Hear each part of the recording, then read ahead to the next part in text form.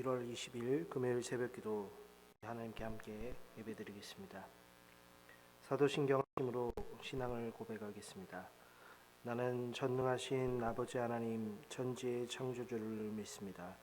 나는 그의 유일하신 아들 우리 주 예수 그리스도를 믿습니다.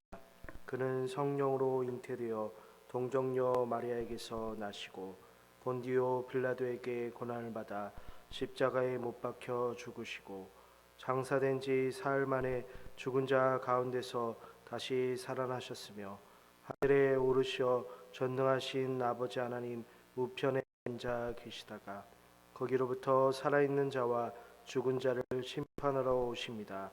나는 성령을 믿으며 거룩한 공교회와 성도의 교제와 죄를 용서받는 것과 몸의 부활과 영생을 믿습니다. 아멘. 찬송 342장 찬양드리겠습니다. 찬송 342장입니다. 너 시험을 당해 죄 짓지 말고 너 용기를 다해 곧 물리치라. 너 시험을 이겨 새 힘을 얻고 주 예수를 믿어 늘 승리하라. 우리 구주의 힘과 그의 위로를 빌라. 주님 내 편에 서서 항상 도우시리. 내 친구를 삼가 잘 선택하고 너행을 삼가 늘 조심하라. 너 열심을 다해 늘 충성하고 온 정성을 다해 주 봉사하라. 우리 구주의 힘과 그의 위로를 빌라. 주님 내 편에 서서 항상 도우시리. 잘 이기는 자는 상 받으리니 너 낙심치 말고 늘 전진하라. 내 구세주 예수 힘 주시리니 주 예수를 믿어 늘 승리하라.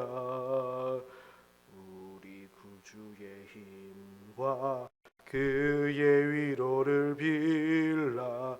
주님 내 편에 서서 항상 도우시리. 함께 나눌 하나님의 말씀 출애굽기 16장 1절부터 6절까지 말씀입니다. 우리 함께 한 절 한 절 합독해서 읽도록 하겠습니다.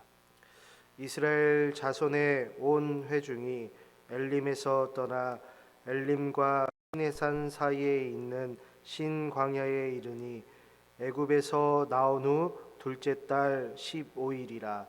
이스라엘 자손 온 회중이 그 광야에서 모세와 아론을 원망하여 이스라엘 자손이 그들에게 이르되 우리가 애굽 땅에서 고기 가마 곁에 앉아 있던 때와 떡을 배불리 먹던 때에 여호와의 손에 죽었더라면 좋았을 것을 너희가 이 광야로 우리를 인도해 내어 이 온 회중이 주려 죽게 하는도다. 그때 여호와께서 모세에게 이르시되 보라 내가 너희를 위하여 하늘에서 양식을 비같이 내리리니 백성이 나가서 일용할 것을 날마다 거둘 것이라. 이같이 하여 그들이 내 율법을 준행하나 아니하나 내가 시험하리라. 여섯째 날에는 그들이 그 거둔 것을 준비할지니 날마다 거두던 것에 갑절이 되리라. 모세와 아론이 온 이스라엘 자손에게 이르되 저녁이 되면 너희가 여호와께서 너희를 애굽 땅에서 인도하여 내셨음을 알 것이요. 성도님들, 이제 설 명절인데요. 설 명절 가족과 친척들과 따뜻한 음식과 따뜻한 마음을 나누시기를 간절히 원해요. 우리나라는 인사부터가 참 신기하죠. 다른 나라 같은 경우는 안녕하세요 이렇게 그냥 기본적인 건데, 우리는 밥을 먹었냐 라는 것이 때로는 안부가 되죠. 이렇게 인간의 본능인 식욕을 하나의 인사 예절로 삼게 된 것인데, 이걸 나쁘게 보기에는 너무 나가는 것이 되고, 사실 사람이라는 것이 먹고 사는 문제에 직면해 있기 때문에 그렇게 우리나라는 이렇게 먹는 것으로 인사예절법이 생긴 게 아닌가 생각이 들어요. 하나님께서도 이제 사람에게 명령하시기를 땀을 흘려 또한 일한 만큼 거두어 먹게 하셨거든요. 그래서 우리의 육체는 이렇게 먹지 않으면 죽기 마련인데, 우리 시대나 오늘 읽은 모세의 시대나 먹는 문제는 언제나 고민일 수밖에 없죠. 이스라엘이 이제 애굽에서 나온 지 둘째 달 15일이 되었다라고 얘기를 해요. 15장 말씀을 보니까 모세가 이제 하나님을 찬양하는데요. 여호와는 나의 힘, 또한 나의 노래, 그리고 나의 구원이시다 라고 얘기를 하면서 그 애굽의 군사들, 그 군사들을 홍해에 던져 버리셨다라고 고백을 하고 있어요. 이렇게 모세와 이스라엘 백성들은 하나님의 크신 구원을 이제 두 눈으로 목격을 하고 또한 온 몸으로 경험을 한 사람들이죠. 그런데 그렇게 구원의 감사가 있는 것도 잠시 백성들의 마음이 어떻게 이렇게 그 마음속 깊은 곳에 있었던 것이 어떻게 드러나냐 하면 2절 말씀에 이스라엘 자손 온 회중이 이제 모세와 아론을 원망했다라고 얘기를 해요. 무엇 때문일까요? 3절 말씀을 보면 우리가 애굽 땅에서 고기 가마 곁에 앉아있던 때와 그리고 떡을 배불리 먹던 때에 여호와의 손에 죽었더라면 좋았을 것을, 그리고 그 다음에 너희가 이 광야로 우리를 인도해내어 온 회중이 줄여 죽게 하는도다 라고 얘기를 해요. 접근 방식이 참 독특하죠. 여호와께서 떡과 고기를 잘 먹던 우리를 애굽에서나 죽이시지, 그 모세와 아론을 시켜서 그들로 우리를 광야로 인도해 냈기 때문에 이제 굶어서 여기서 죽겠다라고 이제 얘기를 하는 거예요. 2절 말씀에 이제 이스라엘 백성들이, 온 백성들이 모세와 아론을 원망했다고 하지만 3절 말씀을 같이 보니까는 이게 여호와 하나님을 원망한다라는 것을 알 수가 있어요. 그러니까 여호와, 모세, 아론, 그러니까 하나님과 지도자들이 우리를 지금 굶겨 죽인다라고 얘기를 하는 거예요. 하나님께서 그 이스라엘 백성들을 종 되었던 그 애굽에서 구원하신 지가 엊그제와도 같은데 지금 그것이 잘못되었다라고 소리를 높이는 거예요. 고기와 떡을 먹던 그 종살이 시절이 참 좋았다라고 얘기를 하죠. 거기다가 애굽에서 시키는 대로 했던 그때로 만약 돌아갈 수 있다라고 한다면 돌아가겠다라고 얘기하는 거예요. 그리고 지금 광야로 온 것은 명백히 잘못이며 실수이며, 그리고 이 광야의 길은 사망의 길이다라고 얘기하는 거예요. 성도님들, 하나님의 구원을 이렇게 제대로 이해하지 못하면요, 죄에서 자유함을 주어도, 애굽에서 건져내도 참 기쁨을 누리질 못해요. 여호와를 찬송하는 모세를 오히려 한심하게 바라보게 되는 거예요. 이스라엘 백성들이 원하는 게 무엇이었을까요? 이 시대 사람들이 원하는 것이 무엇일까요? 단순히 고기와 떡만 먹여서 배부르게 하는 것에 그치는 것이 아니에요.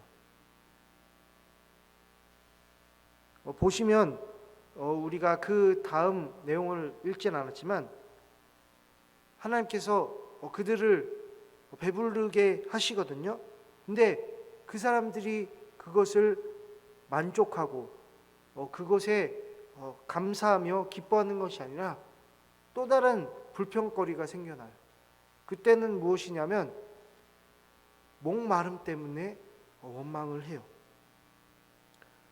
광야에서 이렇게 하나님과 깊은 관계로 나아갈 생각이 없고, 그들에게는 사랑하는 대상이 따로 있었기 때문이죠.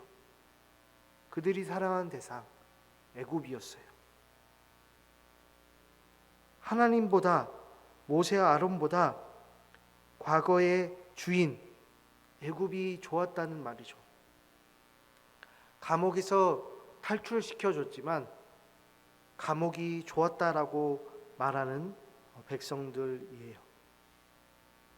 애굽을 사랑한 이스라엘 백성들처럼 이 시대에도 세상을 사랑하는 사람들이 있어요. 그게 우리일 수 있다라고 얘기하는 거예요. 세상을 사랑하는 것이라면 무엇인가요? 만족을 채워주면 된다라는 거예요. 먹고 배부르게, 배를 따스하게 내 소원을 들어주면 나는 최고다, 오케이다. 그럴 것 같잖아요, 사람이. 하나님이 도와주시면, 먹고 배부르게 해주신다면 그거로 될 것 같잖아요. 하지만 사람은 그렇지가 않아요.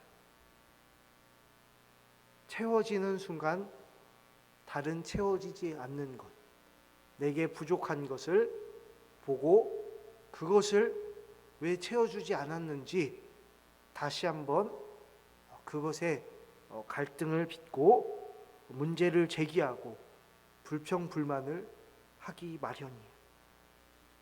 거기다가 만약 제때 배부르게 해주시지 않는다라고 하면 그것은 하나님이 아니게 되는 거예요. 이런 사람들의 원망, 불평, 하나님은 그걸 보시고 크게 벌하실 것 같아요. 마치 앞에 나온 애국 군사들이 그 하나님으로 말미암아 던져진 것처럼 홍해예요.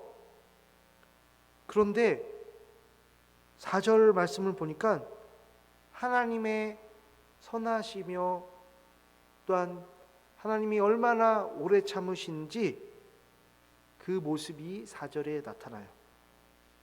하나님께서는 원망한 자들 위하여서, 그리고 원망하지 않는 자들도 포함하겠죠, 그 하늘 양식을 비처럼 내리시는데 날마다 거두게 하세요.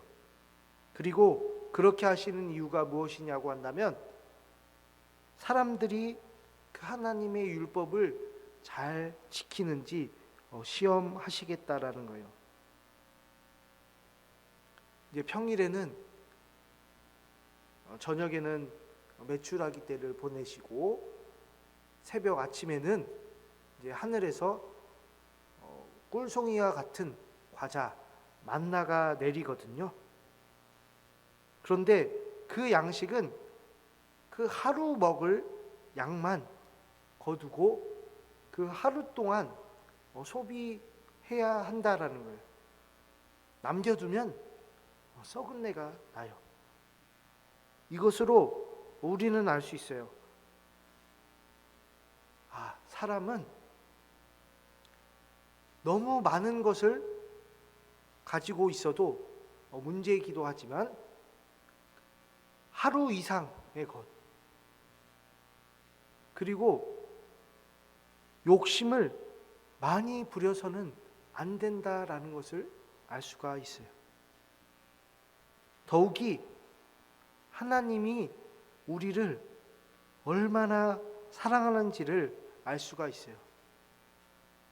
먹고 사는 문제로 세상 일에 치여 사는 그 사람들을 향해서 하나님은 그들이 원망하고 불평하고 투덜거려도 하늘문을 여셔서 땅의 양식으로 베풀어 주신다라는 것을, 그리고 욕심 부리지 말라라고 얘기하시는 거예요.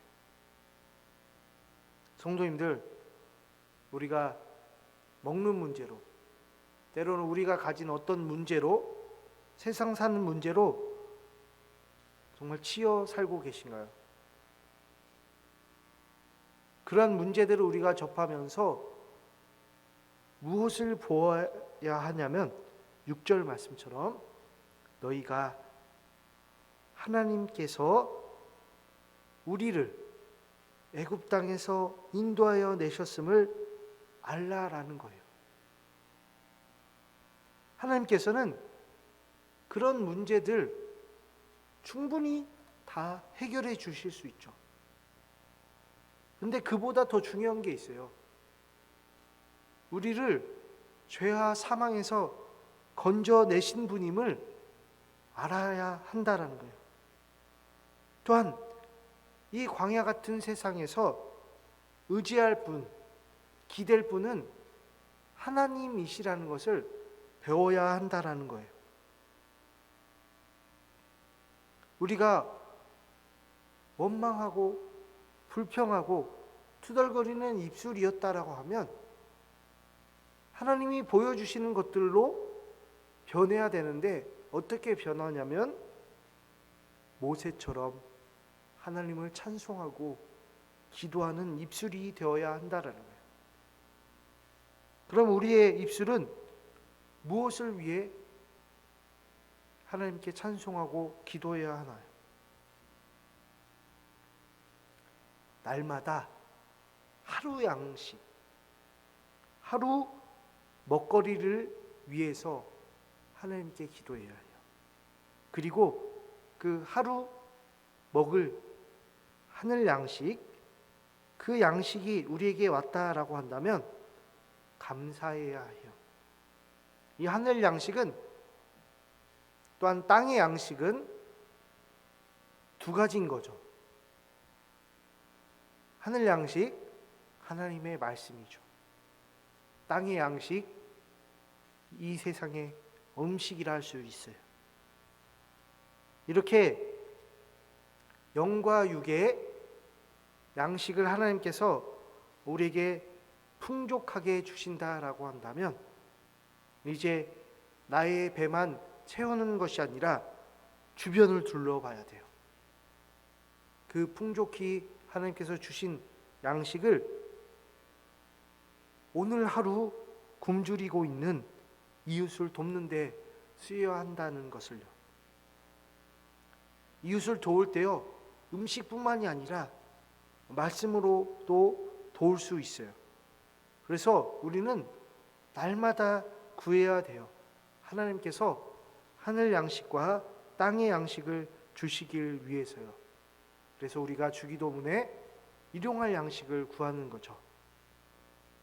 우리가 친하고 그리고 가깝고 그리고 풍족한 사람들을 돕는 것은 그렇게 어렵지가 않아요. 근데 앞으로 우리가 해 나가야 될 것은 정말 배고프고 하루살이에 힘겨워하는 그 사람들, 때론 성도님들, 때론 이웃들을 우리가 직접 찾아서 그들을 돕는 것이 필요한 때예요. 그들이 먹을 것이 부족하다면 나눠줘야 되고, 그들에게 예수가 없다라고 한다면 예수를 전해줘야 할 거예요. 이렇게 우리 성도님들 설 명절에도 하나님의 은혜로 우리 가정이 따뜻해지고 배불러지며 또한 이웃에게도 따뜻하고 배부른 명절이 될 수 있기를 원해요. 하나님, 오늘도 하나님이 우리를 죄와 사망에서 인도하여 내셨음을 말씀을 통해 깨닫게 하여 주시니 참으로 감사합니다. 우리 사람들은 언제나 먹는 문제, 세상 사는 문제로 때론 치여서 원망하고 불평할 때도 있습니다. 하지만 하나님께서는 그들을 벌하지 아니하시고 우리를 그냥 다그치지 아니하시고 오히려 하늘 양식을 거두게 하시니 참으로 감사합니다. 우리가 날마다 일용할 양식, 우리의 음식과 우리의 말씀을 하나님께 구하게 하여 주시고 내 자신, 내 가정이 그 하나님의 하늘 양식으로 풍족해졌다면 이제 어려운 이웃도 돕기를 원합니다. 이 설 명절이 우리 가족과 우리 이웃이 따뜻한 또한 배부른 명절이 될 수 있도록 하나님이 은혜를 내려 주옵소서. 예수 그리스도의 이름으로 기도합니다. 아멘. 하늘에 계신 우리 아버지, 아버지의 이름을 거룩하게 하시며 아버지의 나라가 오게 하시며 아버지의 뜻이 하늘에서와 같이 땅에서도 이루어지게 하소서. 오늘 우리에게 일용할 양식을 주시고 우리가 우리에게 잘못한 사람을 용서하여 준 것 같이 우리 죄를 용서하여 주시고 우리를 시험에 빠지지 않게 하시고 악에서 구하소서. 나라와 권능과 영광이 영원히 아버지의 것입니다. 아멘. 우리 함께 이 새벽에 기도할 때 우리 성도님들과 가정에 설 명절 잘 보내시고 또한 여러 가지 운행하는 중에 이동하는 중에 안전할 수 있기를 위해서 함께 기도 부탁드립니다. 또한 목사님과 그 가정 위해서 우리 교회 각 기관, 각 구역 또한 교회 학교의 은혜를 위해서 또한 세계 선교와 개인 기도 제목 놓고 함께 기도하겠습니다.